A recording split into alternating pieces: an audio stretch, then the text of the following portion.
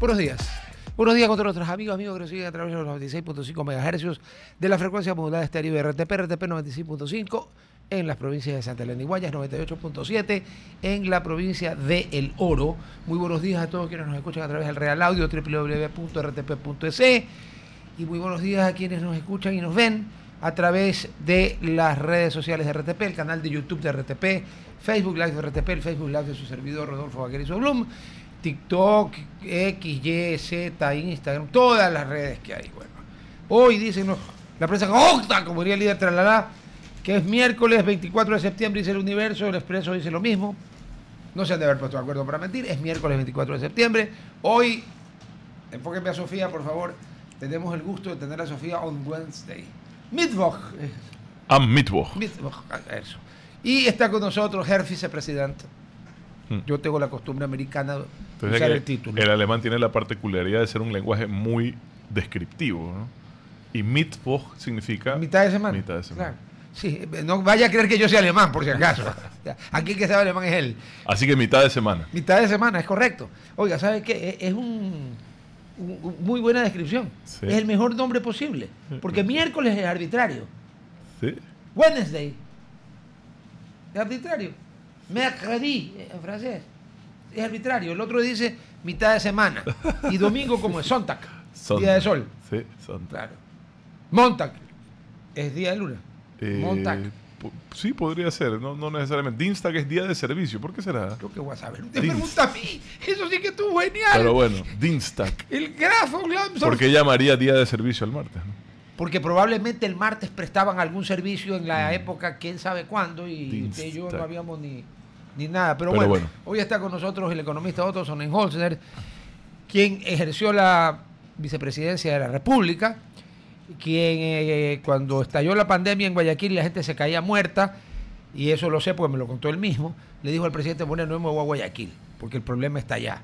Y se la jugó aquí. Otros se la juegan rascándose. Pero bueno, el otro día vi una entrevista a el vicepresidente Sonnenholzer. Sí se le gusta que le digan su verdadero apellido y no las castellanizaciones vulgares. Pero bueno, que toque, no importa. No importa. Y el título fue genial. Dice: prefiero regalar los pasajes antes que mantener el subsidio al diésel. Graf von Lambsdorff, Herr Otto. ¿Por qué? Porque cuando uno tiene que tomar una decisión de cómo utilizar los recursos públicos, que no solo son escasos sino sagrados, tiene que lograr que esos recursos cumplan una función social, económica, es decir, que cumplan una función que realmente ayude a que el país salga adelante. Entonces, inclusive entendiendo las dificultades fiscales que vive el Ecuador desde el 2014, si es que tomo una medida de este tipo y no lo voy a utilizar en ninguna forma para solventar o mejorar la salud fiscal, preferiría de todos modos revisar cómo utilizar de mejor forma ese dinero. Y no me va a decir usted a mí, después de 50 años de subsidiar indiscriminadamente combustibles en el Ecuador, 51, sí, desde el 74, sí, que esa medida, esa política pública, ha servido para algo positivo. No ha servido porque un poco de gente se haga rica, robe. Ha servido para que amigos suyos y míos se compren carros diésel de $100,000 y pagaban $1 por el galón de diésel. Entonces, y se nos reían. ¿Tú andas a gasolina? ¿Qué idiota que eres, por no usar otra palabra? Entendiendo que es una medida impopular retirar los subsidios a los combustibles, hablo por experiencia propia.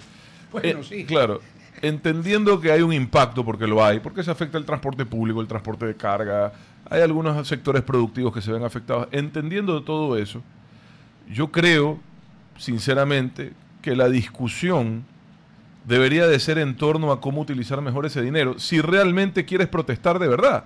Pero salir a protestar para que nada cambie, porque eso es lo que hacen. Salen a destruir el país. ¿Cuál fue lo que lograron? Que nada cambie. No, el 2019 lograron que el país pierda $1.000 millones. No, y el 2022 también. Okay. Pero lo que le quiero decir es que en términos del día a día de las personas vulnerables que ellos dicen representar, nada cambió, volvieron a lo mismo. Cuando ahí lo que hay es una oportunidad de decirle a los gobiernos: utilicemos mejor esos recursos. Hay un impacto en el transporte urbano, que para mí es el impacto más grave a nivel social. Bueno, veamos cómo subsidiamos el transporte público para estudiantes, por ejemplo, que yo lo tuve cuando fui estudiante en el sistema público alemán, lo tuve gratuito. Y a mí me parece que esa sí es una medida social progresiva. Es gratuito. Para los estudiantes. Sí, claro. Claro, del sistema público. Correcto, sí. Con la matrícula de la universidad, tú te subes al bus.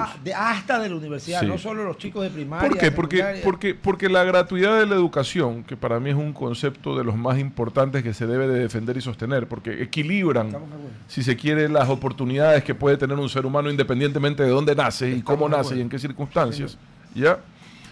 También pasa por la posibilidad de poder llegar al centro de estudios, pues. Entonces, si el colegio, la escuela o la universidad es gratis y no tengo para el pasaje, sencillamente no llego. Entonces yo prefiero tener ese tipo de políticas. Me encantaría saber, o me encantaría poder contar con una clase dirigencial, política, gremial, institucional, académica, que eleve la discusión a ese nivel. Y diga, hay un impacto. Sí, no vamos a negar que hay un impacto, pues seríamos nosotros... Necios, torpes, tontos. Hay un impacto, sí. Pero de la mano de ese impacto viene la posibilidad de compensar con creces ese impacto y generar políticas públicas de verdadero desarrollo. ¿Le afecta a usted en el sector productivo? Agrícola, mucho más que en la costa que en la sierra. Esto es curioso y a mí siempre me llamó la atención. Pero encontró la respuesta. Usted sabe que familiarmente nos dedicamos ya 3 generaciones a la venta de maquinaria agrícola e industrial. Entonces conozco de cerca la actividad agrícola e industrial, porque somos proveedores de distintos sectores. Y cuando se toman medidas de este tipo, uno mide dónde es el impacto, y el impacto es donde más diésel se consume. Entonces, claro, en la costa, en el sector agrícola, se consume mucho más diésel que en la sierra. Por las bombas. Porque se riega por bombeo, en la sierra se riega por gravedad. Para bombear hay que poner motores diésel o motores eléctricos o lo que sea, pero se necesita energía. En la sierra se riega por gravedad. La costa está mucho más mecanizada que la sierra agrícolamente porque las extensiones son mayores. No, además es plano. Entonces puedes tener la cosechadora, el tractor. En la sierra la mecanización es limitada. De hecho, la actividad agrícola que más divisas genera en la sierra, que es la floricultura, con casi $1.000 millones al año de exportaciones, es una actividad extremadamente manual. Usted no puede cosechar con máquinas las flores, pues las daña. No, pues sí, le iba a decir no vacile. Entonces, efectivamente, si bien es cierto en la costa hay más impacto, en la sierra hay más protesta. En la costa hay una adaptación inmediata, la gente lo que dice es, porque con todo el respeto a los productores que nos escuchan, si usted es bananero y por $1 más de diésel no es competitivo, está en la industria equivocada. Está en el negocio equivocado. Porque en Colombia también son bananeros con galón de $3 y no les ha pasado nada, ¿me explico? Entonces claro que hay otros elementos salariales, tributarios, lo que usted quiera. Pero mi punto es que el subsidio al diésel no puede ser el elemento que nos dé competitividad. No. Tiene que ser otro. ¿Qué puede ser, por ejemplo? Ok, yo le digo cómo compensar con creces a esos agricultores. Fondos para mejorar infraestructura de riego. Ah, usted es un agricultor en la sierra, no tenía riego, ahora tiene riego, va a producir el triple, por más que le cueste más el diésel, le va a ir mucho mejor. Créditos con verdaderas condiciones para el sector productivo, con los periodos de gracia que se necesita según el cultivo, con las tasas de interés que estén de acorde a la situación de la dolarización, etcétera, ¿no? Usted lo que dice es, y con eso nos vamos ya con Sofía, usted lo que dice es que el crédito que se da en la banca de desarrollo, que es un crédito de desarrollo, no puede tener ya, enseguida, no puede tener las mismas reglas de Basilea que la banca comercial. No. Porque si usted le pone a la banca de desarrollo que le den el 140% en garantías, ¿qué desarrollo está dando? No solo eso, sino que además, insisto, hay actividades productivas, sobre todo en la agricultura, que necesitan periodos de gracia mayor. Claro.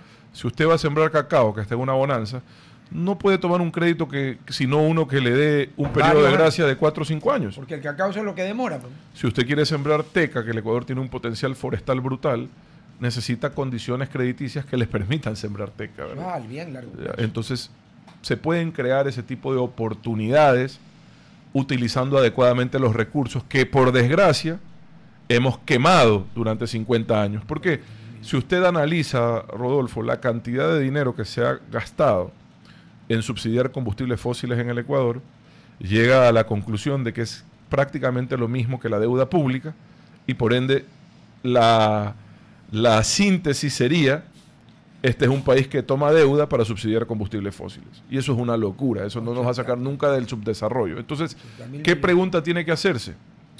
¿Sería el Ecuador un mejor país si esos 70 o 80 mil millones de dólares, en vez de haberlos gastado en subsidiar combustibles fósiles de manera indiscriminada, si se subsidiaba la super, pues jefe, perdón, los hubiésemos invertido en mejora de infraestructura energética, vial, en salud, en educación, en riego, en desarrollo rural? ¿Sería este, sí o no, un mejor país? Su pregunta es retórica, supongo. Bueno, pues la es una pregunta, que sí. es una pregunta que parece que muchos no se hacen. Pero, entonces la discusión, para mí hace años, no debe de ser si se elimina o no el subsidio. La discusión debe de ser ¿dónde gasto la plata? cómo garantizamos que esos recursos lleguen donde tienen que llegar. Esa debe de ser la discusión. Madame Sophie. La idea de eliminar el subsidio se lo ha hablado en diferentes gobiernos. El presidente ha tomado una decisión, pero nosotros hemos visto cómo protestas anteriores han llevado al delegado que gobierna en ese momento a retroceder en esta decisión. También se ha comunicado que en Colombia están hablando de eliminar subsidios. ¿Cómo está cambiando el sistema global y cómo el presidente en realidad tuviera que mantenerse en esta decisión para poder, digamos, solucionar los problemas urgentes que hay en el Ecuador? Mire, lo que usted dice es interesante, sobre todo por la comparación con Colombia. El subsidio de los combustibles en Colombia es mucho menor que en el Ecuador, significativamente menor que en el Ecuador, y en Colombia gobierna un presidente de izquierda. Ex guerrillero. Entonces, esta lógica de discurso de trinchera, de esto es una medida neoliberal de la derecha, del FMI. No, señores. No debe existir una medida más socialista que dejar de subsidiar combustibles. No debe existir en el mundo. ¿Por qué? Primero porque es un subsidio, ha sido históricamente un subsidio socialmente regresivo. Rodolfo lo acaba de decir, aquí se subsidiaba hasta la super, que la consume la clase alta. Nosotros eliminamos ese subsidio. Cuando usted le da dinero público en forma de subsidio a los sectores más favorecidos, lo que está haciendo es incrementar la inequidad desde el Estado. Entonces, durante 50 años, esta es una política que ha incrementado la inequidad, porque le ha dado más al que tiene que al que necesita. Entonces, de derecha no es la política, digamos, ¿verdad? Segundo, ambientalmente no es deseable, porque estás incentivando el consumo de combustibles fósiles. Cuando tú asinceras los precios de los combustibles, provocas que las personas, sobre todo a nivel industrial o productivo, pero inclusive a nivel de movilidad, analicen alternativas de combustible o de energía que sean más amigables con el medio ambiente. Entonces, ambientalmente no es deseable sostener esto. Y económicamente es insostenible. Entonces, cuando algo es socialmente regresivo, ambientalmente negativo y económicamente inviable, sencillamente no es sostenible y no debería de ser deseable. Y sin embargo, como tú bien dices, salen a protestar supuestamente los abanderados de las causas sociales, supuestamente los abanderados de las causas ambientales, para que se mantenga una política socialmente regresiva. Y eso para mí no hace ningún sentido. De hecho, lo único que me levanta son sospechas de por qué lo hacen, porque después de haber hecho este razonamiento que es muy básico, muy elemental, que no necesita hacer PhD de nada para hacer esta reflexión que yo he hecho, si a pesar de aquello, tú incendias el país con una violencia injustificable, que lo único que merece es todo el peso de la ley, ¿ya? Evidentemente hay intereses más oscuros detrás de esto. Intereses que están relacionados con las economías criminales, que son quienes realmente se han beneficiado por años de esta política de Estado. O inclusive a veces por ciertos malos sectores productivos, que se hacen los giles, pero que en el fondo siguen lucrando y financian este tipo de manifestaciones. Mire, uno de los sectores más golpeados por la eliminación del subsidio al diésel debe de ser el sector acuícola, porque es sin duda el que más diésel consume después de la pesca. Cuando usted me dice acuícola, se refiere a los camarones. Camarón y todo lo que sea acuacultura. Todo lo que es acuacultura. Sí, es que no es solo camarón, también hay algo de tilapia, hay algo de ostra. O sea, acuacultura, no pesca. La acuacultura en alguna forma mete el mar a la tierra, eso es lo que hace, y genera entornos de producción en tierra firme, reproduce, digamos, ambientes marinos. Para meter el agua del mar a la tierra, eso es un montón de energía. No, yo pensé que era con una regadera. Es un montón de energía de bombeo, de corte en la radio, seguimos aquí. De aireación, etcétera. El sector acuícola no tiene subsidio a los combustibles hace un tiempo ya, sí, desde el gobierno del presidente Lasso. Sí. El sector agrícola, efectivamente, hay productores que ese golpe les afecta, hay productores que no lo pueden asimilar, pero la mayoría de los productores, uno, se adaptaron, dos, innovaron, y tres, siguen creciendo en eficiencia y productividad. Y cuatro, la exportación camaronera es largo la estrella del Ecuador. Sin subsidio al diésel. Y habiendo tenido una mancha blanca terrible. Yo creo que es otra la discusión. La discusión es, si uno entrase a esta discusión con una honestidad intelectual, con ética, con valores cívicos, ¿ya? Uno estaría discutiendo, ok, son 1.000 millones, ¿cómo los vamos a invertir? Yo estaría de acuerdo, aunque creo que ni siquiera es del todo sostenible esa postura, porque también he estado del otro lado y sé lo que es no tener para pagar sueldos, ¿ya? Del Estado. Sé lo que es no tener para pagarle a los médicos, a los policías, a los profesores. Es duro y se necesita cada centavo. Pero inclusive yo, en esa situación, aceptaría que ni un dólar de eso vaya a la cuenta única del Tesoro Nacional. Y que todos hagamos un fondo de inversión y desarrollo para el país. Yo creo que le haría un gran beneficio al país. Y si es que la causa fuese realmente social, fuese realmente en defensa de los más necesitados, de los más vulnerables, deberían de estar en las calles de forma pacífica exigiendo eso. Es correcto, no exigiendo otra cosa, no exigiendo que deroguen la medida. No exigiendo que nada cambie. Porque ¿cómo tú sostienes que vives en la pobreza, en la miseria, en la desigualdad, en la inequidad, en la injusticia? Pero quieres que todo esté igual. No puede ser. No hace sentido. O sea, no sé si hace. Porque hay gente que está lucrando de eso. Porque hay intereses ocultos. A ver, una preguntita. Ocultos pero visibles. Hay un apellido alemán, Fernau, Fernau. ¿Se pronuncia Fernau o Fernau? No lo conozco. Si es alemán es Fernau. Fernau. Joaquín Fernau es un escritor conservador alemán, de historia pero satírica, ¿no? Y tiene una frase que le cae como anillo al dedo a lo que usted dijo, de lo que cómo es que quieren que cambie, se quejan de todo, pero no quieren que nada cambie. Quieren el statu quo. Claro. Joaquín Fernau definió el statu quo como, abro comillas, el estado ideal que todo pillo con éxito desea mantener, cierro comillas. Es que sencillamente no hace sentido, Rodolfo. Y otra cosa, la gente me preguntaba las diferencias entre el 2019, 2022 y 2025 en torno a esta situación. Que sí hay. Muchas. El 2019 fue un golpe de Estado. Pero además yo lo voy a ver desde la perspectiva de los errores cometidos, del lado de quienes fuimos responsables. Aprendimos, si se quiere... Sobre la marcha y a golpes. Ya, que no debería de ser así, pero no, bueno. Pero ¿qué quería? Reconozco los errores. El primero, que si bien es cierto, entendiendo que la medida tenía un impacto, porque siempre lo tiene, habíamos diseñado políticas de compensación que incluían incremento en el monto del bono de desarrollo humano y del número de beneficiarios. $15 se subía el bono, se aumentaban 300 o 400 mil beneficiarios. Incremento del salario básico anunciado a partir de enero para compensar un poco el efecto inflacionario que esto pueda tener. De hecho, arreglaron con los transportistas, porque ese no fue el problema. Con los transportistas. Sí, ese no fue el problema. Se trabajó en fondos de desarrollo rural, etcétera. El error: no se comunicó adecuadamente, no se socializó adecuadamente. Cayó out of the blue, ese fue el problema. Y luego, mire que hoy veo las portadas de la especulación, que suele ser el mayor problema a nivel del día a día de la gente, que es lo que a uno más le importa, ¿no? Claro, el bolsillo, el órgano más sensible del cuerpo humano, ¿no? Del bolsillo. Sí. Cuando subimos de golpe, un poco la lógica fue, si lo hacemos progresivamente, la especulación va a ser mes a mes.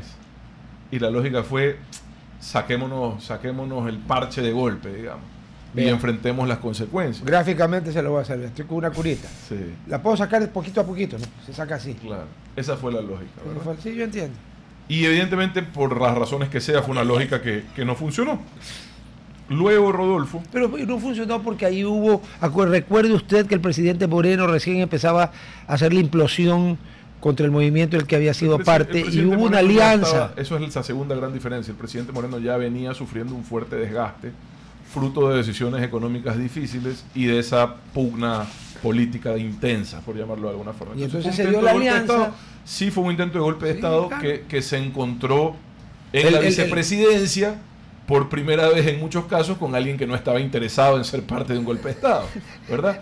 Porque, claro... ¡Ah, verdad! Normalmente el vicepresidente dice, uy, qué horror, están fraguando un golpe de Estado. ¡Qué escándalo! Pero si se va el presidente, subo yo, ¿no? ¡Qué horror, qué escándalo! No deberían hacer eso. Oye, anda, diles que sí. O sea, en la vicepresidencia se encontraron con un desinterés respecto a la posibilidad total, absoluto, por llamarlo de alguna recuerdo forma. que usted lo dijo en los medios. Entonces, eso evidentemente no facilita ese camino. Pero bueno, gracias a Dios. En todo caso, el presidente Noboa toma esta medida fresquito de las urnas, recién habiendo ganado una elección con bastante contundencia y todavía manteniendo niveles de aceptación importantes a nivel nacional, cosa que no podríamos haber dicho del gobierno del cual yo fui parte cuando se tomó la medida en el 2019. No. El otro tema es que luego... Fue a fines del 2019. Sí, octubre. Luego, a partir del mismo mes de octubre, habiendo fracasado en la implementación de la medida, se abordó desde otra perspectiva la iniciativa y yo empecé visitas a las comunidades indígenas para dialogar directamente, sin la intermediación de esos malos dirigentes. Y logramos implementar el sistema de bandas, que tenía unos modelos de compensación bien definidos. Desgraciadamente, todas las compensaciones que nos daba o nos permitía hacer el sistema de bandas se vieron truncadas por la pandemia y nos tocó destinar la totalidad de los 1.000 millones que habíamos ahorrado en subsidios ese año, nos tocó destinarlos en los bonos de emergencia. Pero se dio compensaciones con creces. Se entregaron bonos de más de $120 por durante 3 o 4 meses, no recuerdo, a cientos de miles de familias que si no, no tenían que comer, Rodolfo. No, es que perdóneme, la pandemia es algo que si alguien va a argumentar en contra de la pandemia hay que llevarlo al Instituto de Neurociencias. Estamos nuevamente en la radio. Decía Otto Sonnenholzer que el problema, una vez que se arregló y se conversó con las comunidades y se puso el sistema de bandas y se tenía la plata, ¿nos cayó qué? La pandemia. Y entonces y la plata, no hubo plata. Y la plata de la pandemia tocó destinarla a atender la emergencia sanitaria. Se creó por ese monto, que era más o menos $1.000 millones, lo que se ahorraba ese año en la eliminación del subsidio fruto de las bandas. Se creó el bono de emergencia para las familias que no tenían que comer durante la pandemia y se entregó más de $1.000 millones adicionales en bonos. Entonces esa fue la compensación. Aparte hasta, que claro, hasta ahí estuve yo. El MIES hizo el programa de dar una mano sin dar la mano, también, que era llevar todo lo que tuvo que ver, no con la parte de atención sanitaria, sino más con la parte de atención social. Todo lo que se benefició como adicional por atención social provino de la eliminación del subsidio al diésel y la extra. Si no, no hubiera habido el dinero para hacer eso. No había cómo. ¿Ya? Entonces ahí usted tiene un ejemplo. Claro. Luego las bandas continuaron, cambió el gobierno y desgraciadamente, en mi opinión, se perdió o no se retomó la conversación respecto a las compensaciones. Pero claro, vacunas, no me refiero a las vacunas criminales, sino a las vacunas del COVID, ¿no? Todo eso tuvo un costo que sin duda, si no se hubiese tomado esa medida, no se hubiese accedido a esos recursos. Perdón, usted me acaba de tocar un tema que aprovecho que está usted, como es in bone and flesh, en cuerpo y alma, para hacerle la pregunta en radio y televisión, porque esto sale en YouTube y de ahí se dispara usted, Sofía. A ver, yo tengo entendido que el gobierno del que usted ya no formaba parte en ese momento, o formaba, no sé, en el momento de la compra, pero que el gobierno del presidente, el gobierno del presidente Moreno le dejó compradas 20 millones de vacunas al Ecuador. Correcto. No sé si 20 millones, pero un número cercano. Ya, ok. Aquí clarito el señor diciéndolo. Con fechas de entrega establecidas. Aquí alguien vinculado al gobierno, bueno, si es que fue gobierno, esa es mi opinión al respecto, lo negó. Dijo que no, que les habían comprado ellos. ¿Sabe qué? Lo acaban de desmentir en público. No, eso, o sea, es que si no, a ver, esto no es un tema político, ¿no? Yo creo que hay temas que son políticas de Estado y la salud pública en esas circunstancias sin duda lo son. Yo ya no estaba, pero el gobierno del presidente Moreno compró vacunas para el COVID, sin duda. De hecho, recibió gran parte de esas vacunas y de hecho alcanzó a vacunar algo así como 1 millón de personas antes de salir. ¿Qué mérito importante tuvo el gobierno del presidente Lasso en torno a las vacunas? Que logró acelerar el proceso de inoculación, de vacunación. Le metió, yo le diría, un 30-40% más de velocidad al número de personas vacunadas por día, y eso fue un mérito importante. Pero la compra de vacunas se tenía que haber hecho con esa anticipación, si no, no se hubiesen recibido a tiempo. Esa es la realidad. Puede ser que compraron unas adicionales, creo que sí compraron unas adicionales de Sinovac, que en ese momento sí, claro, se volvió a comprar. Yo ya no estaba, pero en ese momento se tenía una duda porque Sinovac era un poco más costosa y cuando usted está en la función pública, por todo lo juzgan. Así no se lleve $1, si la Sinovac valía tanto y la Pfizer valía tanto, van a decir por qué no compró la Pfizer. Y es que en verdad no había oferta. Entonces tenías que ver cómo compensabas. Pero había esa discusión, Además, esos usted- temores clásicos del funcionario público que dice... ¿Y la "Chuta, Contraloría? después, yo ahorita estoy gobernando, ahorita todo el mundo feliz que le pongan la vacuna. ¿Y la Contraloría? Y después pasan 5 años y me dicen por qué compró este y no compró este. Además, usted me dijo que a nosotros no nos pusieron al principio de la lista porque nosotros el gobierno no suministró voluntarios. ¿Pero cómo vamos a suministrar voluntarios si no tenía popularidad? Para los ensayos, ¿se acuerda? Hubo países que crearon... No, escúchame, eso fue otra discusión. Esto es súper interesante A que ver. lo traiga a colación. Cuando nacen ya las primeras vacunas, los laboratorios empiezan a buscar países para hacer experimentos. O sea, hacer pruebas experimentales. Y Chile fue uno de esos países. A cambio de eso, te priorizaban a la hora de entregar las vacunas y Chile fue uno de los primeros países en vacunar por aquello. Aquí en Ecuador se discutía quién se debía de vacunar primero porque la gente tenía miedo a recibir la vacuna. ¿Verdad? La mayoría de la población creía, porque desgraciadamente las redes sociales se han encargado de esas cosas, creía la mayoría de la población de que no debía vacunarse. Y eso ese mito se fue rompiendo conforme se vio que la vacuna salvaba vidas. Tanto así que los primeros vacunados, el origen, yo ya no estaba en el gobierno, pero estuve en las discusiones, el origen de la famosa historia de los vacunados VIP, que eran periodistas principalmente, era para que personas, figuras públicas, muestren... Que se habían vacunado y estaban vivos. Exacto. Que no le había salido un tercer ojo. Esa era la lógica. Entonces, esa era la lógica detrás de eso. Creo que se implementó mal y todo lo que usted quiera, pero esa era la lógica, porque la gente tenía temor a recibir la... Imagínese peor temor a ser parte de un proceso experimental. Ah, no, aquí no, pero pues, nos tocó estar a la cola. Bueno, y técnicamente comparado con otras vacunas, todo el mundo en alguna forma fuimos parte del experimento, porque no se sabía... No había los plazos normales, Sí, pero es que tradicionales con de lo que prueba. estaba ¿de acuerdo? matando Sí. el COVID, si nos Problemas. poníamos con 10 años de plazos tradicionales, pues quién sabe cuántos muertos había. Pues. No, y hoy hay una serie de dudas, etcétera, pero aquí estamos, ¿no? Exacto, vea, yo tengo, Aquí estamos para dudar. A ver. Si no estaríamos aquí, no tendríamos ese me beneficio. pongo de ejemplito. Primera vacuna en Ecuador, Sinovac. Segundo, el primer refuerzo, o sea, segunda dosis. no recuerdo yo. AstraZeneca Pfizer, AstraZeneca Oxford, 2. Tercer refuerzo Sinovac, cuarto refuerzo Sinovac. Pero en el interín yo tuve que irme a la Yoni y estaba en un supermercado, ponga el brazo, Pfizer, y tome el papel que tiene que venir en tantos días para la segunda dosis, porque yo tengo 6 dosis. Me ha salido un tercer ojo, usted me vio un tercer ojo. No. Claro, pero tampoco creo 4 que seis narices. dosis eran necesarias. No, pero daño no hacen. Y yo sí soy de los que creo que si no fuera por las vacunas la humanidad se hubiera extinguido hace rato. Solo con tuberculosis y viruela. Nada más. No, ni siquiera sumo otras más. Hace rato. Usted no es de los no-vax. No, pues yo creo que son unos codocs. Ahí en francés. Dele, Sofía. Justamente hablando del el subsidio del diésel y la posibilidad de tener este dinero o lo que se recaudaba con eso para otros lados. El gobierno ha hablado de tener más presupuesto, pero astutamente nunca ha dicho a qué lado se va a ir ese presupuesto. De su opinión, ¿qué urgentemente necesita intervención Ya. del gobierno? Pero yo creo que el gobierno más bien, y haciendo nuevamente las comparaciones, si algo ha hecho bien es comunicar las compensaciones. Por Y supuesto, si sí. usted suma las compensaciones, es más o menos lo que han eliminado de subsidios. Es casi. Entonces la gente dice, entonces ¿para qué quitas el subsidio? Porque te está dando... Seguro, porque te estoy está- dándoselo a la gente. Claro, estoy haciendo algo de verdad correcto. ¿Sabes qué? Es que, ¿sabes qué? Disculpen, Entonces- que no puede ser. Entonces- O sea, si está dando la misma plata, ¿qué quieren? ¿Que no le dé plata? Claro, entonces lo que te digo es, creo que el gobierno sí ha informado a dónde va ese dinero. Me da la impresión, no sé, corrígenme si estoy equivocado. No, sí, desde el primer Y- momento. y Lo han la- desglosado, pero al centavo. Y por eso la duda mía o la pregunta mía o la propuesta mía es, ok, si no quieren que vaya a los transportistas, bueno, protesten y díganos a dónde quiere que vaya. Si no quiere que vaya a los créditos productivos, bueno, denos usted un mejor destino. Pongámonos de acuerdo en un mejor destino de esos recursos. Pero peleemos eso. Eso. Exactamente. Y estoy sin totalmente de violencia, acuerdo. ¿no? Y sin No, violencia. peleemos en el sentido de debatir. Otra cosa, yo debo de insistir en que esto de los subsidios a los combustibles nunca es realmente la causa para la protesta social, sino la excusa. ¿Ya?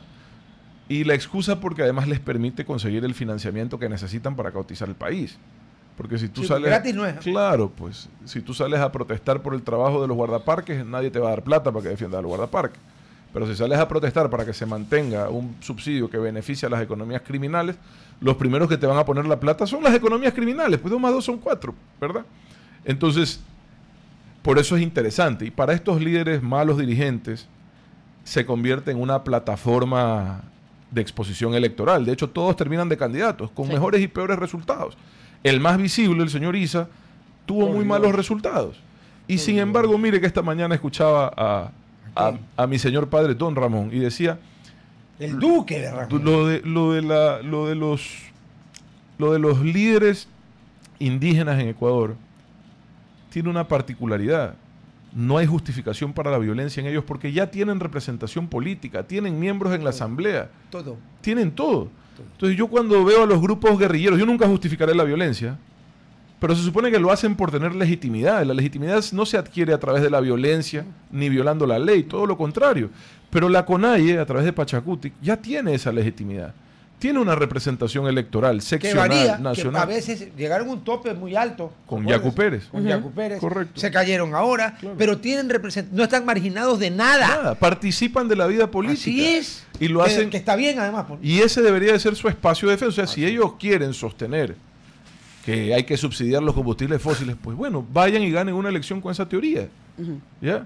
Pero no es que ellos están marginados de la papeleta, prohibidos de participar. De hecho, el señor Issa, para mí, cometió un error que si usted hablaba con los líderes tradicionales históricos de la CONAIE le hubiesen dicho que era casi un sacrilegio, que es que participó como candidato a presidente siendo presidente de la CONAIE. Claro.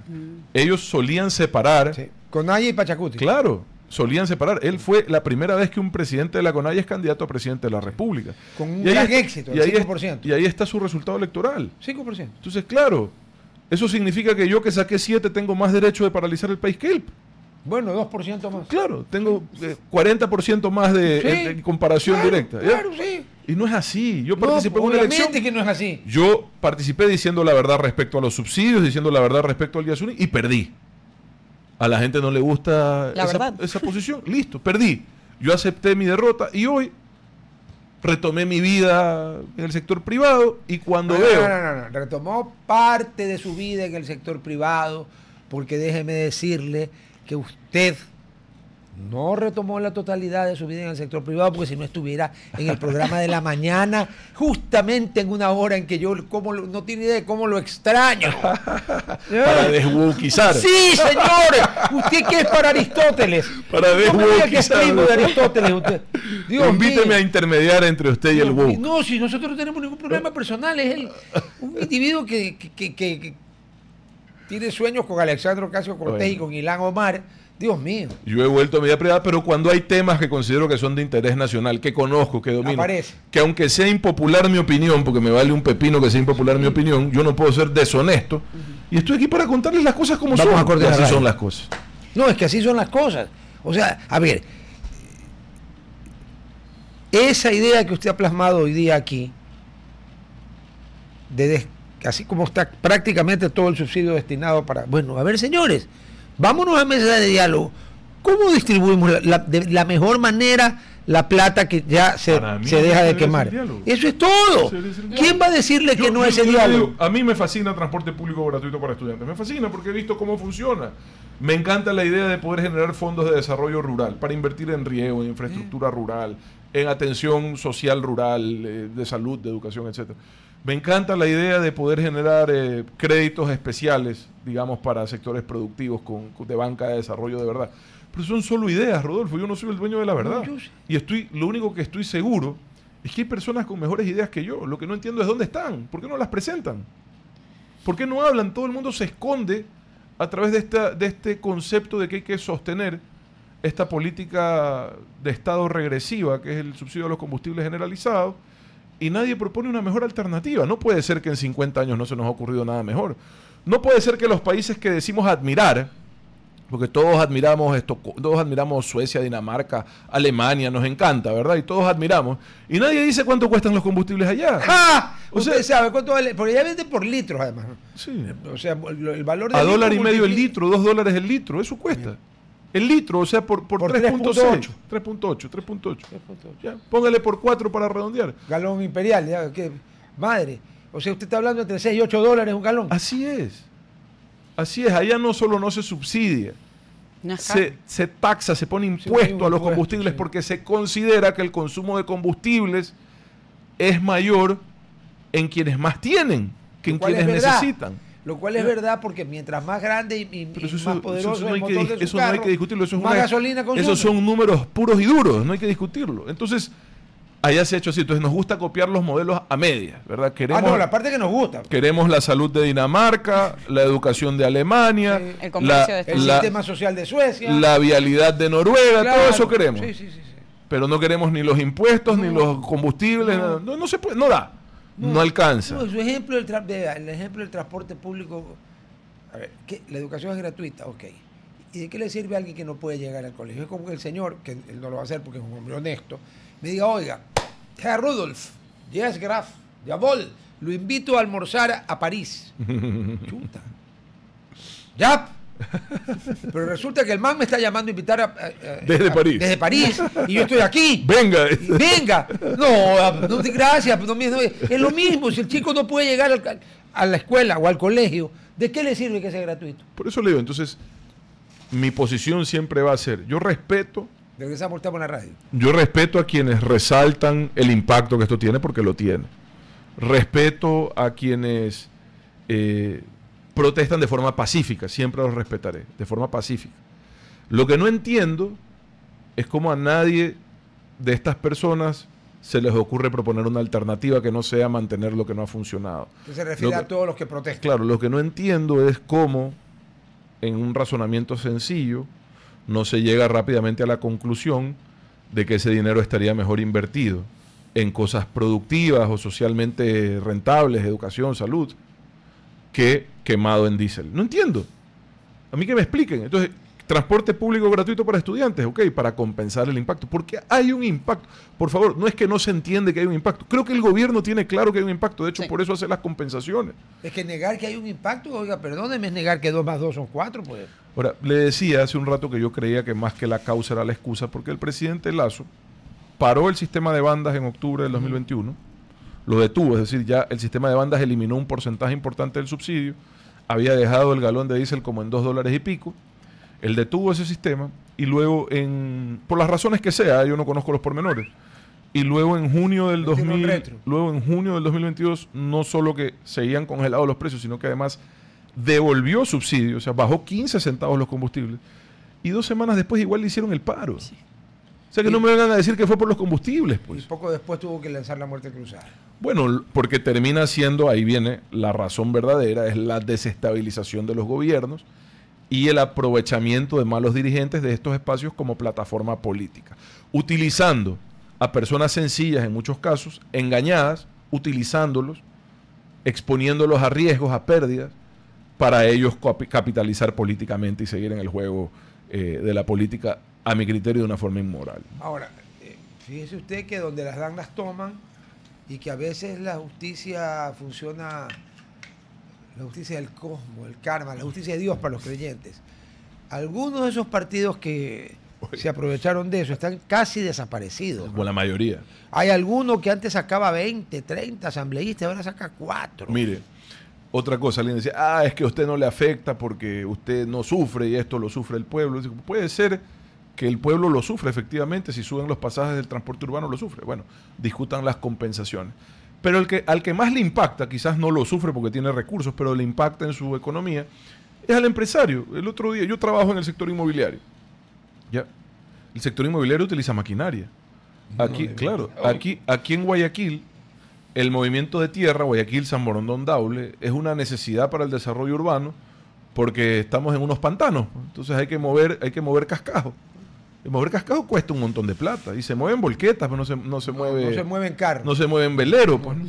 Entonces se mueven volquetas. Sí.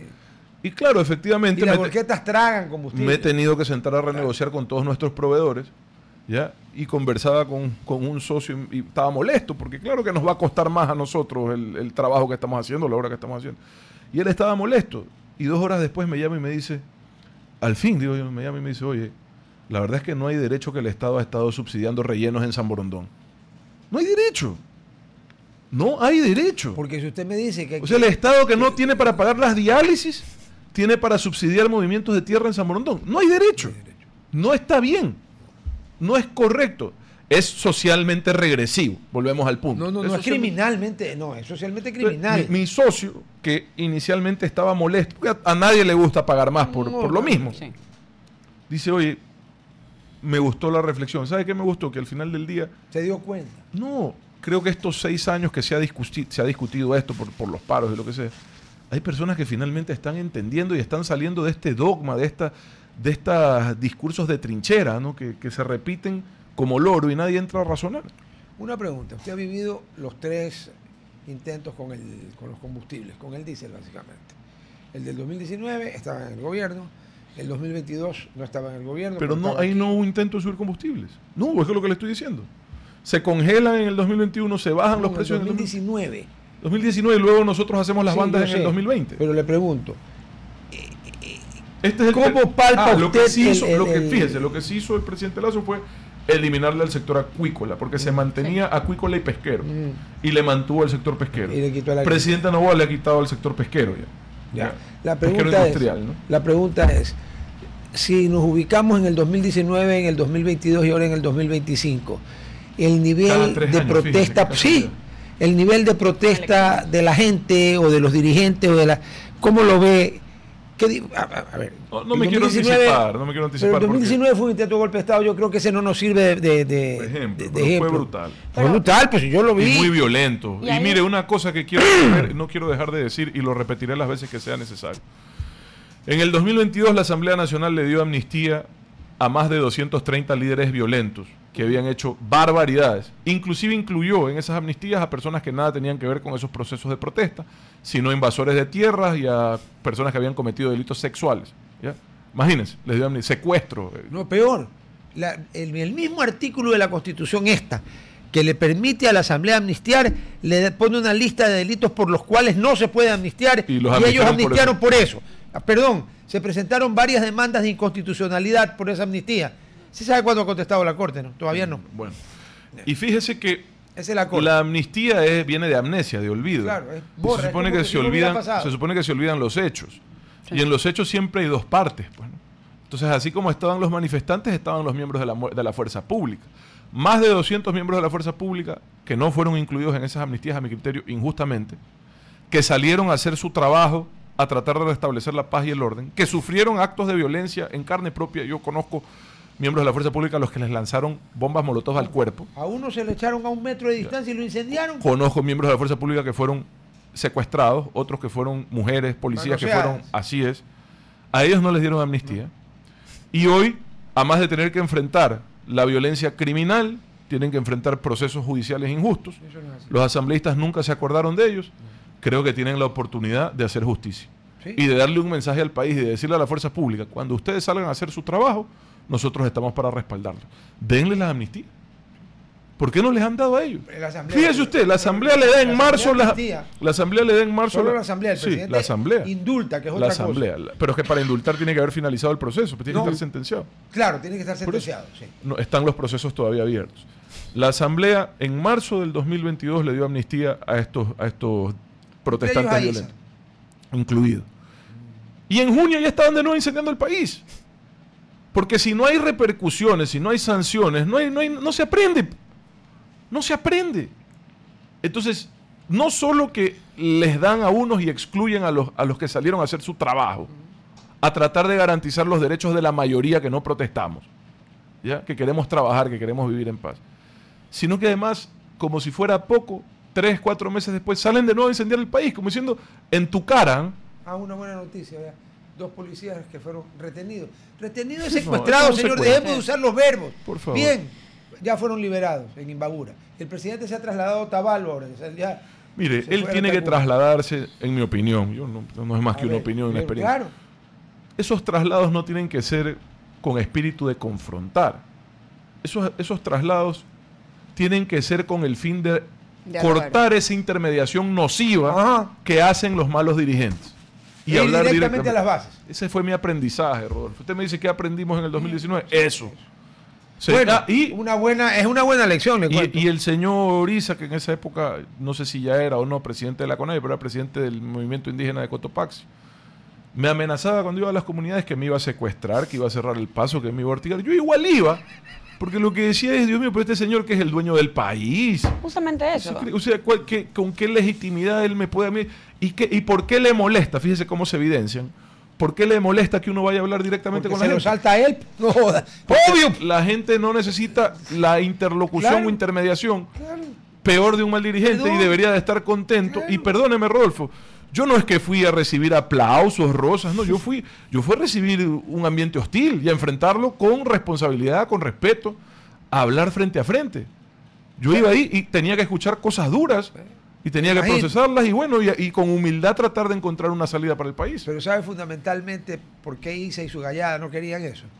Porque esa es la manera de probarle a la gente que ellos pueden directamente hablar con el poder. O sea, se liberaron del yugo español para someterse al yugo de la CONAIE. Por Dios, que les cortan el agua cuando no salen a manifestar y los expulsan de la Perdónenme, ¿cómo pudieron haber amnistiado a gente que el 2019 amenazó con envenenar el sistema de agua potable de Ambato? Dejaron sin agua 10 días a la ciudad de Ambato, poniendo en riesgo la salud y la vida y a eso los de mujeres, niños y ancianos. Pues. A eso los amnistiaron. Por eso es que yo digo que la asamblea da asco. Cada una de... La mía no es que yo, cuando la que yo estuve no es que era una maravilla, pero al lado de las que vinieron después, es el paraíso terrenal. Es las que la única... después eran una porquería, han sido una porquería. Ya usted sabe la máxima, que la única asamblea peor que la que sale es la que entra. Eso sí, no falla. No. Pero tienen una oportunidad, Rodolfo, de dar un mensaje contundente. Señor miembro de la fuerza pública que salió a trabajar, a restablecer la paz y el orden. Claro que hay incidentes, pues Rodolfo, el ambiente se pone pesado. No ve que les tiran cohetes a la cara, al cuerpo, que quieren bajarse helicópteros. Eso no es nada de lo que hemos visto. Se toman pozos petroleros, destruyen ambulancias. La había la vicepresidente pidiendo que por favor dejen pasar ambulancias. ¿Usted puede creer que uno tenga que pedir de favor que dejen de pasar ambulancias? Todavía hay miembros de la fuerza pública acusados por delitos de lesa humanidad, incluidos exfuncionarios, Rodolfo, que en casos en donde por accidentes causados por los mismos manifestantes fallecieron personas, por ejemplo, hay un accidente de una chica que va en moto y por un tronco puesto por los manifestantes se cae y se mata. Delito de lesa humanidad para los que estaban retratando. Claro, en el 2019. Como esos, hay otros que huyen de la policía, suben un paso peatonal y la policía dice que ni siquiera eran manifestantes, que estaban robando. Pero indiferentemente de esto, que debían de apresarlos por lo que sea. Corren, se suben un paso peatonal y se caen de cabeza, los dos, porque estaba cerrado. Delito de lesa humanidad. Imagínese, Rodolfo. No, o sea, aquí, oiga, yo tengo 71, ¿usted cree que a mí algo me va a sorprender? A mí me da mucha pena, nadie merece morir. Peor por una causa tan absurda, tan vacía, tan sonsa como esta. Sí, pero hay una gran diferencia entre la señorita que se estrella con la motocicleta y sale volando y se mata, con los que estaban o robando o vandalizando y se matan. Está mal, claro, no deberían morirse. Pero en ninguno de los casos es responsabilidad de la fuerza pública, pues cero, de las autoridades. Cero, pues. En un caso es responsable el que puso el tronco. Y en el otro caso es responsabilidad el que salió huyendo. Vamos seguimos acá en las redes. Y me permite, en su inmensa bondad, Graf esconde en alemán, por si acaso. Aquí nosotros somos unos pobres burgueses. Bueno. El duque Ramón, el próximo duque, el señor Esconde, o sea, ya. Quisiera preguntarle su opinión, usted que fue vicepresidente de la República, puede opinar del tema con conocimiento de causa, no es que sea un experto en el tema, pero ¿qué opinión le merece usted la crisis en el Caribe? El tema... lo de Trump. Maduro. Mire, lo único el cartel de los soles, que Maduro dice que no están persiguiendo un presidente, sino un jefe de una banda terrorista. A mí cualquier tensión de ese tipo porque usted sabe que donde hay armas, barcos y todo, cualquier cosa, cualquier chispa puede hacer estallar una guerra, ¿no? Entonces esa tensión a mí me preocupa. Evidentemente yo jamás defenderé el gobierno autoritario criminal de Venezuela, que ha destruido ese país y con efectos negativos para toda la región. Un país riquísimo. Lo que sí le tengo que... Claro, lograron lo imposible. Pues, dejar en la lona esa economía. Lo que sí le tengo que decir es que, viendo el lado positivo, el gobierno de Venezuela tuvo mucho que ver con la desestabilización del 2019, que además fue una desestabilización regional, la llevaron a Colombia y a Chile. Qué casualidad, justo los únicos gobiernos que no estaban alineados con ellos, ¿no? Qué casualidad. Y veo que hoy hay algo de eso también, pero deben de estar mucho más ocupados y distraídos con la tensión que tienen Y eso me alegra porque eso significa que no se van a meter como se han metido antes a tratar de incidir en la política local del Ecuador, ¿no? Con sus socios locales y toda la plata que tienen. Así que por ese lado sí. Espero que Venezuela, más allá de lo que está haciendo el presidente Trump, espero que Venezuela encuentre desde adentro la capacidad de poder recuperar su democracia. ¿Ya? Pero si hubo elecciones. Y lo mínimo que uno esperaría es que los líderes, al menos en mi país, tengan la decencia de no avalar dictaduras. Pero bueno, creo que es en perjuicio de ellos mismos, ¿eh? Yo creo que si ellos se hubiesen... Escupen para arriba. Sí, yo creo que si ellos se hubiesen alejado como corresponde de esa dictadura y no estarían ahí, quién sabe por qué razones, muy probablemente por intereses, yo creo que ellos hubiesen tenido mejores resultados electorales. Pero bueno, ellos siguen ahí aferrados en defender un dictador, siguen aferrados en defender un fraude. No, pues si dice que no hubo fraude. No, el fraude para ellos es la tinta mágica. Sí, no. Ese sí es fraude. No, se sabe la última. Ah. Ya no era tinta mágica. Era que las papeletas que las imprime el IGM, en el lado de la señora repelía la tinta y en el lado del otro absorbía la tinta. Ya, pues gracias por Dios. O sea, no lo crean imbécil a uno, pues digan algo más, o sea, ya me vas a mentir, miénteme bonito. Pero si ni sus propios cuidarios ya le paran bola con ese tema. Ya le dicen, ya pasa la página, pana, perdiste. Sí, no, claro. Sí, pero el otro sigue diciendo que más respeto porque Luisa, si no hubiera sido por el fraude escandaloso, sería la presidenta del Ecuador. Mire, a mí me sorprendieron los resultados, todos esperábamos algo más estrecho. Metieron una paliza. Y usted sabe que los fraudes no se pueden hacer no ese se nivel. hacen así. No se hacen así. Te puede hacer maravillas con un punto. O sea, le ganó con contundencia y por eso es difícil que puedan sostener esa teoría. Pero bueno. Pero aún así, Daniel Noboa ganó las elecciones, pero yo creo que uno de los problemas que tiene este gobierno todavía es que mucha de la aceptación que sigue teniendo Daniel Noboa es por ser oposición de Correa. Ya, en su opinión, ¿qué tan dinamizado tiene el gobierno de Correa? ¿Qué tanta aceptación tiene y qué tanta aceptación viene conllevada por no estar de acuerdo con el correísmo? Yo creo que la política hace años en Ecuador son 3 tercios, ¿no? Un tercio más o menos que está a favor del socialismo del siglo XXI, un tercio que a mí lo que me apena de ese tercio es que está más en contra que a favor de otra cosa, ¿no? A mí no me gusta estar en contra de nada, a mí me gusta estar a favor de causas, pero es un tercio en contra y un tercio que un poco está buscando hacia dónde decantarse en cada elección. Así que la otra diferencia es que ese tercio que está en contra del socialismo del siglo XXI suele estar muy disperso. Entonces ahora está encauzado en el presidente y su partido y eso ha generado un nivel de polarización en el país que no habíamos tenido en años. Si usted revisa la composición de la Asamblea Nacional, ese quizás es el termómetro de la polarización. Pero pasamos de una asamblea en donde 4 o 5 fuerzas políticas tenían una representación importante a una asamblea en donde prácticamente son 2. Es que son 2. Sí, entonces ese es el nivel de polarización. Dicho esto, el mundo está polarizado. No solo el Ecuador, el mundo está polarizado. Y tiene mucho que ver con cómo ha ido cambiando la forma de comunicación. Las redes sociales. Sí, las redes sociales que tienen 1000 virtudes y que son positivas en la mayoría de los casos. Tienen 10.000 defectos. Las redes sociales son gobernadas por algoritmos. ¿Ya? Los medios de comunicación... Las redes sociales son gobernadas por algoritmos. ¿Qué es un algoritmo? Porque hay mucha gente que no lo entiende. Un algoritmo es una... Incluido. Es una... Algoritmo, un ritmo. Bailamos. Shall we dance? Un algoritmo es una ecuación que... Es una fórmula. Hablar en álgebra, yo lo mato, grave. Es una fórmula que determina, en el caso de las redes sociales, determina qué contenidos se priorizan. O sea, ¿qué me gusta ver a mí? Y entonces a eso voy. Usted lo acaba de decir. Entonces, el algoritmo determina qué le gusta ver al consumidor de las redes sociales. Y le meten eso. Y, para bien o para mal, el algoritmo apela a nuestra naturaleza humana.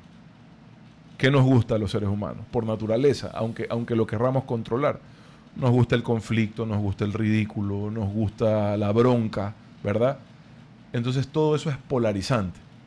Nos gusta la polarización. Nos gusta estar a favor o en contra. El mejor ejemplo del fútbol. Yeah. Entonces el algoritmo lo que hace es, si se quiere, incentivar la polarización. Sí. Porque, claro, entonces usted tiene un mundo polarizado y los líderes que gobiernan saben hablarle al algoritmo. Yo vi ayer he visto 2 eventos así claritos de esto. Yo vi ayer antes de ayer, la presentación de Trump en el funeral de Charlie Kirk, de este actor. No, Ya. hágame acuerdo de preguntarle sobre eso. Ya. Y ¿Qué debe dijo haber Trump? tenido ¿Qué dijo Trump? ¿Qué fue lo que trascendió? Habrá hablado mucho. Yo vi un pedacito, a mi esposa le encanta ver de noche. Salúdeme, Madame Claude. sí, Entonces simple. ella me hace ver. Yo la verdad es que estoy tan desconectado que ya ni eso veo, pero Pero Madame Claude lo hace ver. todo o sea ve. que usted Mira, me despierta. Déjame dormir. Pero- No lo dejan dormir. No puede ser. Quería que vea lo de Trump. ¿Qué dijo Trump? Nada. Dijo palabras más, palabras menos. Yo lo quería mucho Charlie Kirk, pero teníamos una gran diferencia. Él realmente quería a sus opositores. Yo no. Y él quería que sus opositores cambien y los quería convencer. Yo a mis opositores los detesto y los quiero destruir. ¿Qué hace el algoritmo? Nos pone ese video. Usted puede estar a favor o en contra, pero eso es polarizante.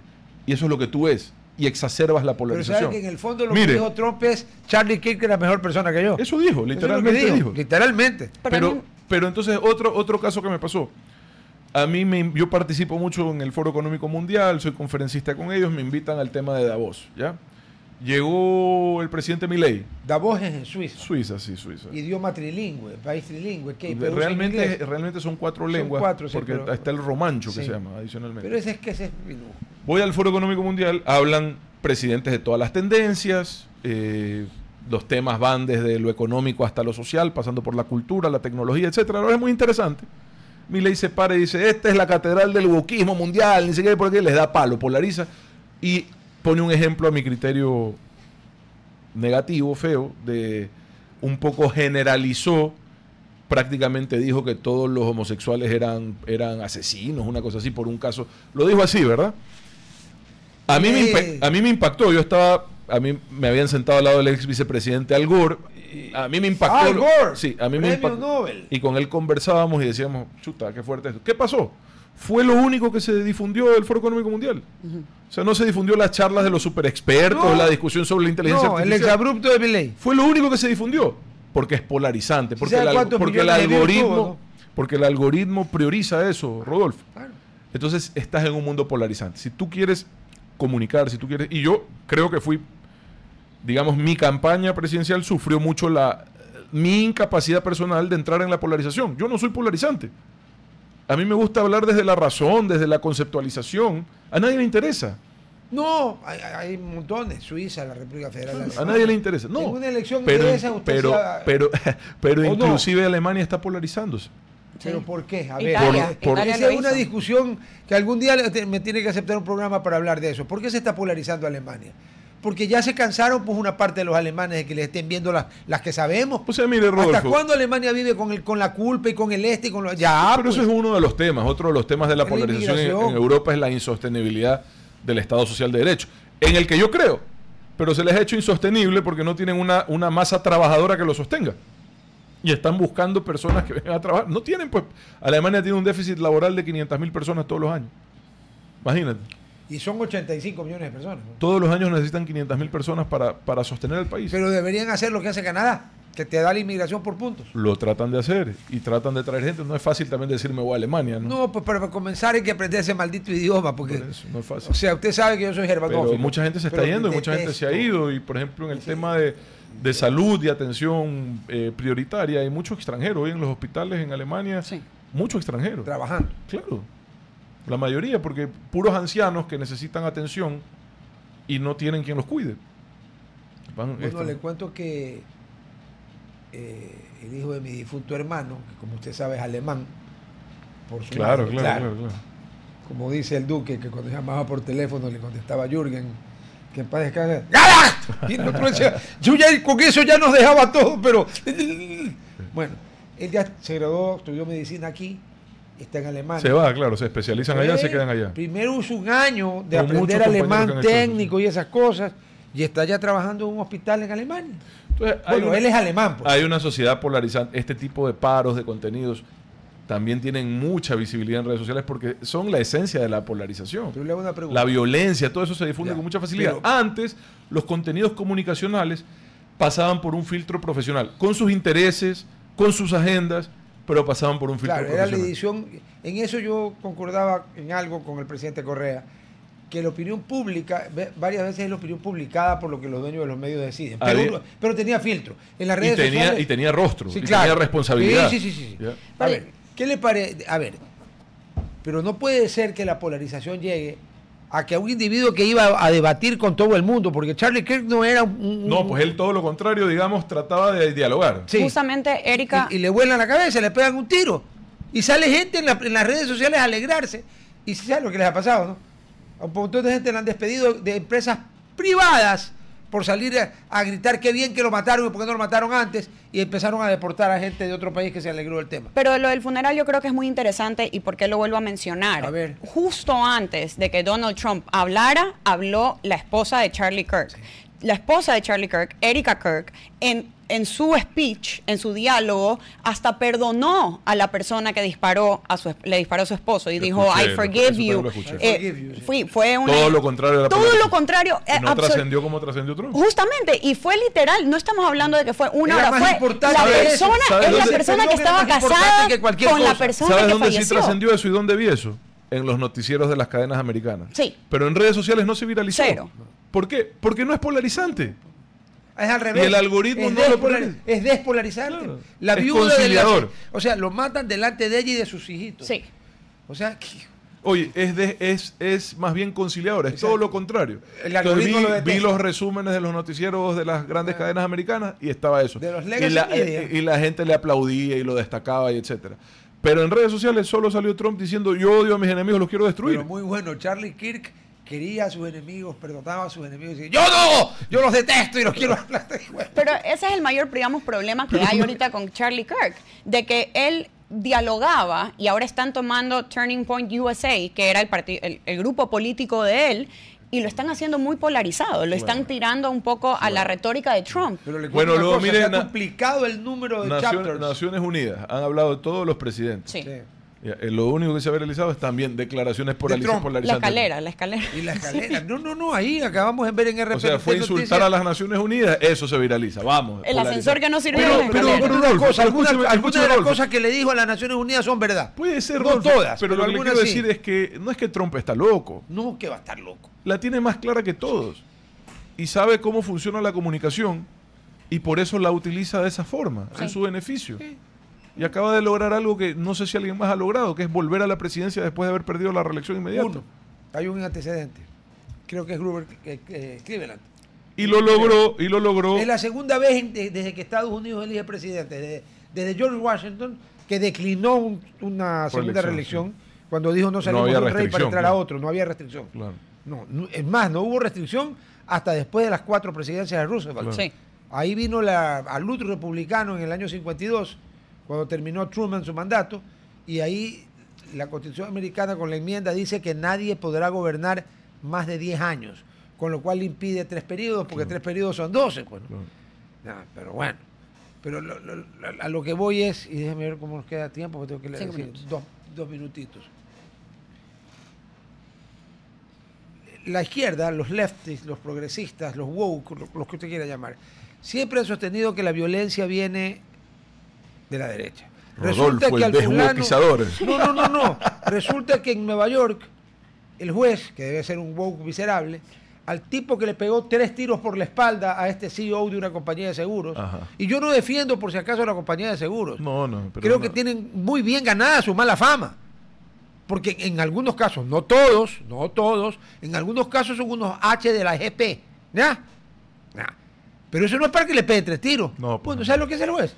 Desestimó los cargos, 2 cargos, y además dijo que el motivo no era el quererlo matar, sino que el motivo era protestar por el sistema abusivo de las aseguradoras. Sí, señor, perdónenme, pero claro, ese juez no se sale con la suya, porque de aquí viene el juicio federal, pues ahí no hay wokes, porque además está Donald allí.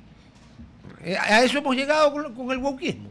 No, eso Esta es una constitución nuestra es una constitución Pero no woke. salió libre el tipo. Pues. No ha salido es que libre. En Estados Unidos, y esto es muy importante especificar, probablemente Ella sí, fue para legal, así que sí sabe lo que habla. eso sí sé, cuando están haciendo un caso y los prosecutors piensan que el cargo no se va a culminar como ellos quieran o hay una posibilidad de que lo encuentren inocente, tratan de coger cargos más bajos que puedan probar 100% que fue esa De acuerdo, persona de acuerdo. para que puedan, las condenas sean El subsecuentes. tipo lo mata por la espalda y el juez dice que lo va a enjuiciar por homicidio en segundo grado. Primer grado, pues dispararle por la espalda a un hombre desarmado.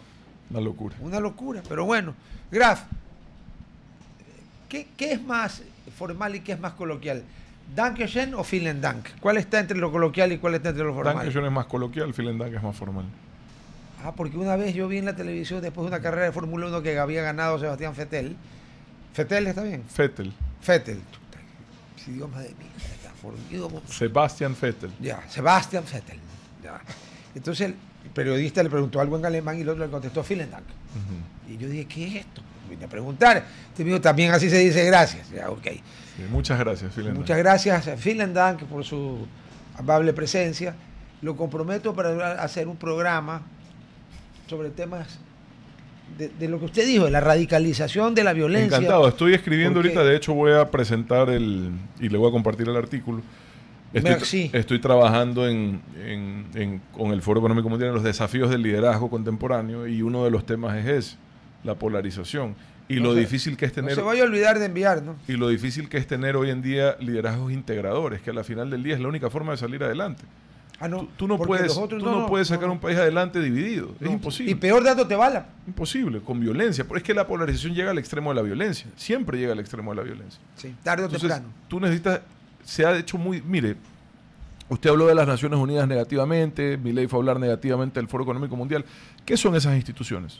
En alguna forma son multilaterales, públicos y privados, que se crearon como elementos de conciliación mundial después de la guerra. Pero están empezando a fracasar como fracasó No, la Sociedad de Naciones. Puede Es la ser. segunda vez que se hace el Puede experimento. ser, pero lo que le quiero decir es que funcionaron por muchos años. Sí, Ya. la ONU ha funcionado mejor que la Sociedad de Naciones. Sí, es verdad. Hemos evitado conflictos a gran escala los últimos 60 años en el mundo. Recién están volviendo a estallar. ¿Sí sabe por qué se han evitado los conflictos a gran escala? ¿No? Porque los dos lados tenían bombas nucleares. Todos tienen bombas nucleares ahora, Por eso. Rodolfo. Y sería muy grave que la polarización nos lleve a volver a hablar de eso, cuando mi generación ya había perdido ese temor, porque se consideraba una irracionalidad, pero la polarización nos está llevando a volver a considerar los extremos. Y los multilaterales, que son los llamados a ser los puntos de encuentro entre las diferencias, para eso existen. Hoy no tienen ninguna relevancia, están totalmente marginados y debilitados. Por su Entonces, propia culpa en gran parte. no puede ser, Rodolfo, pero el mundo necesita espacios de conciliación Sí, no, de acuerdo. De y no acuerdo. los hay. Bueno, a ver, voy a agradecer a Graf. Gracias. Guten Morgen, Herr Vicepresidente. Vaya, Camelle. A ver. Hago como que hablo alemán y le digo a Gerhard, ¿qué le pareció? ¿Sí suena? Ahí está. No te quejes, hermano. Queremos escucharte. ¿Tienes una queja o denuncia por corrupción? Escribe, esto es el IES, 096-253-2338, 096-253-2338 o ingresa a denuncias.ies.gov con B larga de gobierno.es 24/7 seguro y confidencial. Y no te olvides de conocer nuestro 10º hotel, el Oro Verde en Puerto Viejo. Convierte tu estadía en una estancia llena de confort, instalaciones modernas y estilo vanguardista. Desde julio, ya van meses, que puedes visitar el nuevo restaurante Monté, alta cocina inspirada en las raíces de Manabí. Además podrás disfrutar cócteles y piqueos en Solira Rooftop, que te enamorará con su vista panorámica en el atardecer. Conoce más en oroverdeportoviejo.com. Oro Verde Puerto Viejo, tu nuevo gran destino. Chicos, nos vemos mañana. Muchas gracias. Chao. Chao. Hasta aquí, Hablando Fuerte. Control Master Marisela Basantes. Transmisión digital Gerardo Díaz. Redes sociales Erika Eras. Edición Oscar Saavedra. Dirección Javier Gamboa. Todos los derechos reservados. RTP 2025.